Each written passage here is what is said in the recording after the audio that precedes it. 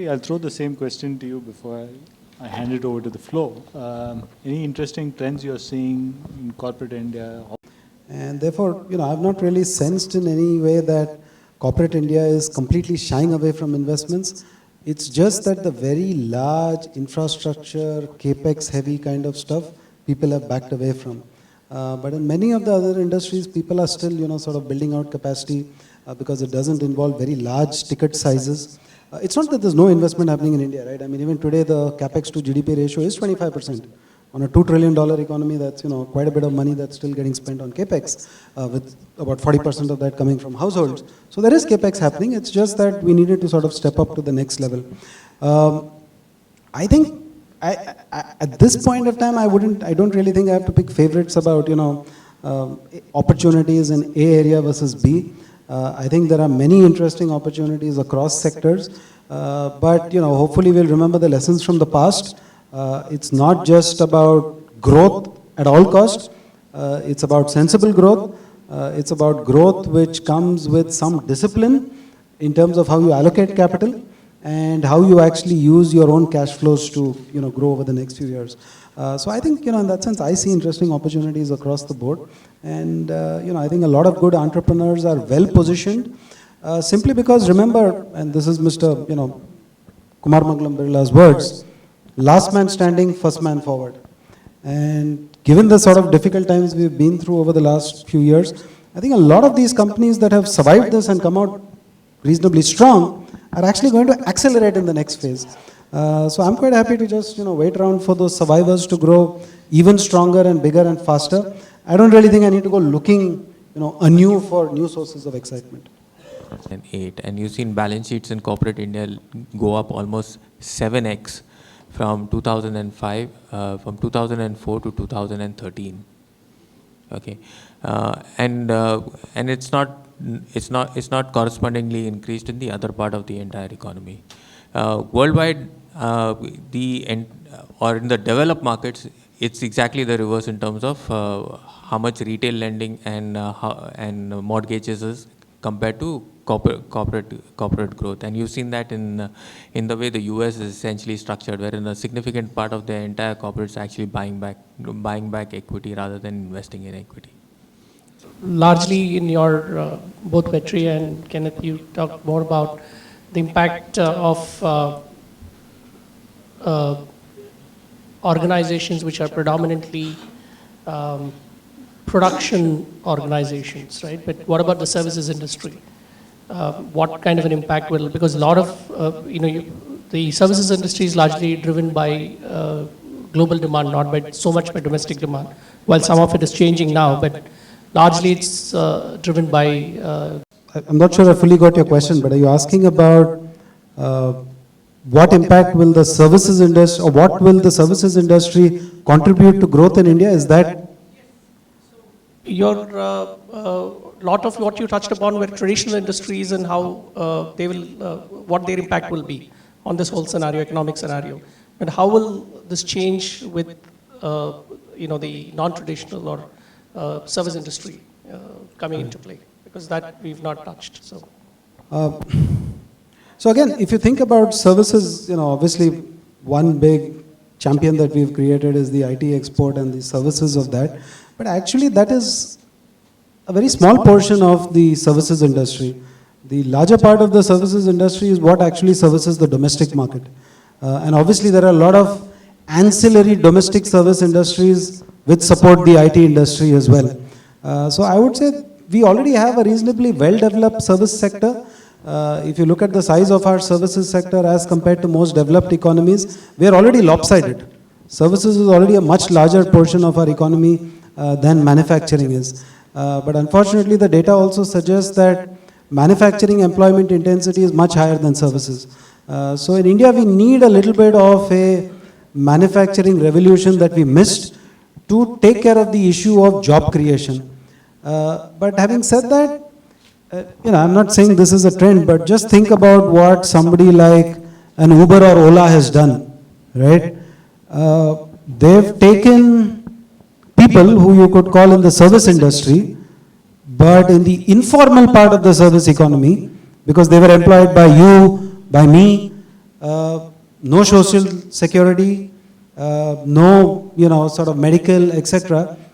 And you've suddenly brought them into a sort of organized sector, not as employees, they're still sort of contractors, but suddenly they start to develop a credit history, they've got a bank account, they've got the steady income stream coming in, and their ability to participate in the economy goes up so much more dramatically. So I think, this is one sort of small example I'm giving you, but I think a lot of this sort of formalization of the service economy will actually have a very profound effect on income earning dynamics and spending dynamics of a large cross section of the population, which otherwise is in the service industry, but it's completely unorganized. No protection, no benefits, nothing. So I think that's something which hopefully should, accelerate over time, and it will be good for the country.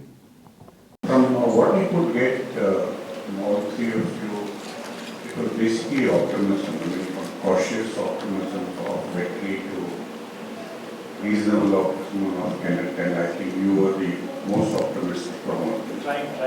At least the drift was that way. Tell me, what are the things which could go wrong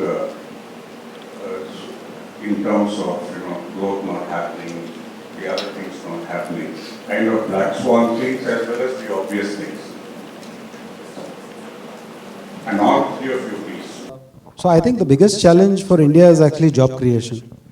As much as we have set ourselves up with GDP growth as being our aspirational, sort of goalpost, the data shows that we didn't actually create too much jobs during that period of high, growth.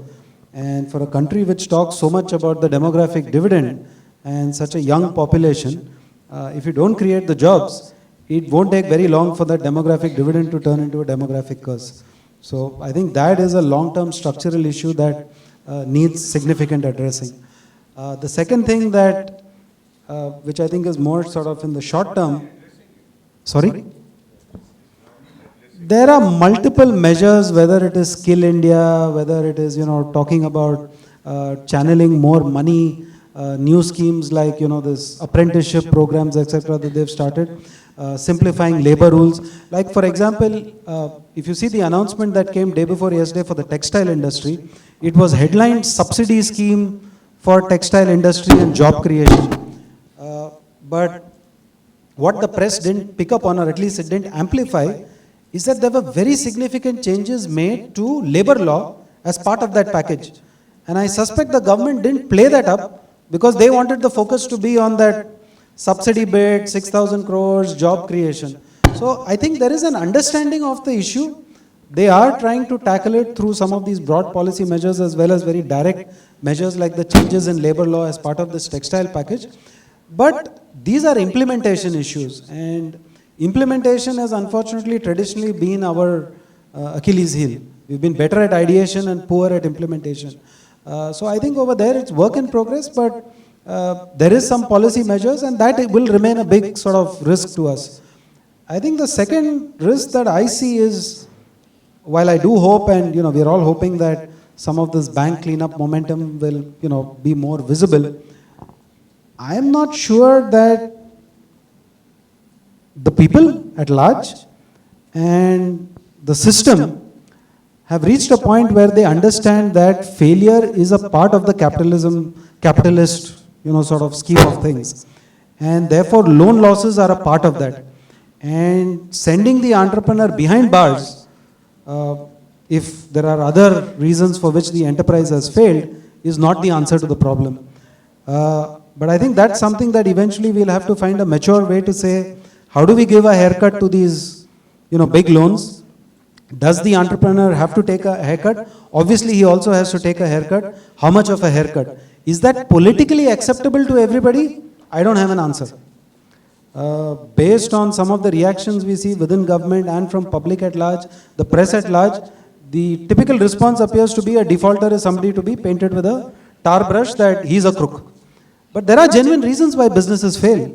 And we need to have a system which works companies through that bankruptcy process, protecting the interests of the employees, the customers, and then come the lender, and then comes the shareholder. But that's something that is work in progress because we have never had a good bankruptcy system which eventually protected the interests in that sequence.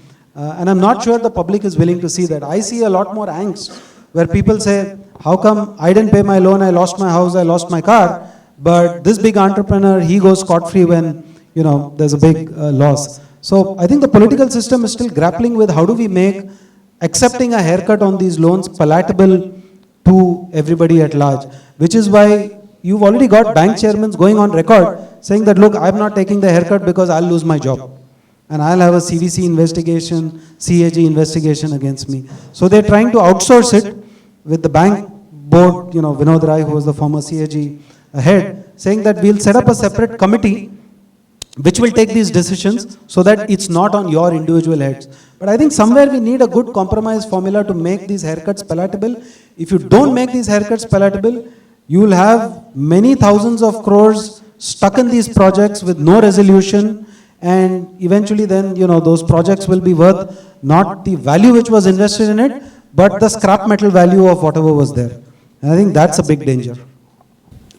For me, the real big danger is the leverage in the system. And it's not only leverage that the Indian corporates have, but if you look at the globe as well, we are so leveraged. Almost every system is leveraged. And if you look at what's happening in China today, to get back growth, they're leveraging up so much. Now, all major crises, you have a period of slow growth, that's probably because of a P&L problem. But all major crises, whether it's currency problem, whether it is all these problems are come because of there is a balance sheet issue. The balance sheet issue, the balance sheets of most of the governments world over is very bad. And the monetary policy continues to keep interest rate low, even for these companies, for these countries. So that's really the big worry. That's really the big blowout that can happen, can, take economies down, can take 20% of markets down. You have China, which suddenly has increased credit so much to get the economy up. And there's no clear path on how they'll get out of this system. And that's clearly the big worry. All big failures in this market, all big failures have come because of a balance sheet and a cash flow problem. And a P&L problem is just a slow kind of a, recovery problem. And I see a lot of that globally, and that really is the biggest worry for me. My answer is just an extension of what Vetri promotes. If capital becomes scarce across the world and we need foreign capital to grow, where do you find it? Our Indian financial system is just not geared at this point in time to fund anything that is incremental. Thank you, gentlemen.